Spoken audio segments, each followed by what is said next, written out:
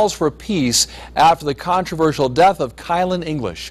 Good evening, I'm Mark Allen. English, of course, is the 20-year-old man who died July 16th after breaking out the window of a police cruiser and jumping from the Salem Avenue Bridge. His death has sparked numerous protests, but tonight church leaders are calling for healing.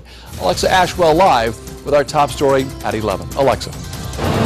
Well, Mark, members with Anchored in Peace gathered to speak at this evening's City Commission meeting. Now, the group is comprised of church leaders throughout Northwest Dayton. They gathered and spoke about the main issue, the main problem that Dayton has, and that's mistrust that resurfaced in the wake of Kylen English's death.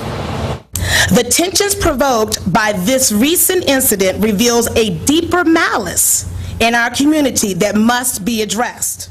Anchored in Peace activist Demetria Robertson reveals the underlying problem community members have in accepting Kylen English's death a suicide. Past events, many of them polluted with racism, have left issues unresolved that have fostered mistrust. There's a lot of resentment, a lot of poverty. And when you have poverty along with mistrust and feeling like your voice is not being heard, we have frustration. Anchored in Peace activists are now encouraging people to channel into something positive in the wake of Kylen English's death. This is a time when I think very deep wounds that have developed over many years have resurfaced.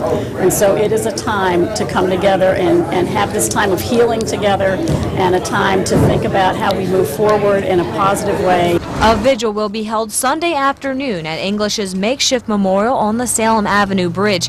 This time to pray and sing for peace.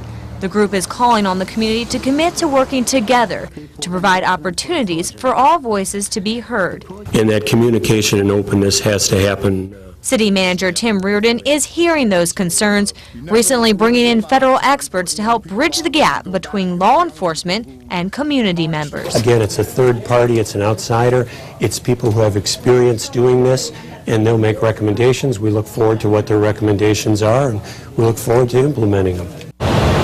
Now, last week, Reardon suspended the Dayton Police Department's investigation and handed it over to FBI officials. They have launched their own independent civil rights investigation that will be reviewed by the U.S. Attorney's Office, the Southern District of Ohio, and the Department of Justice. Reporting live, Alexa Ashwell, 2 News on your side.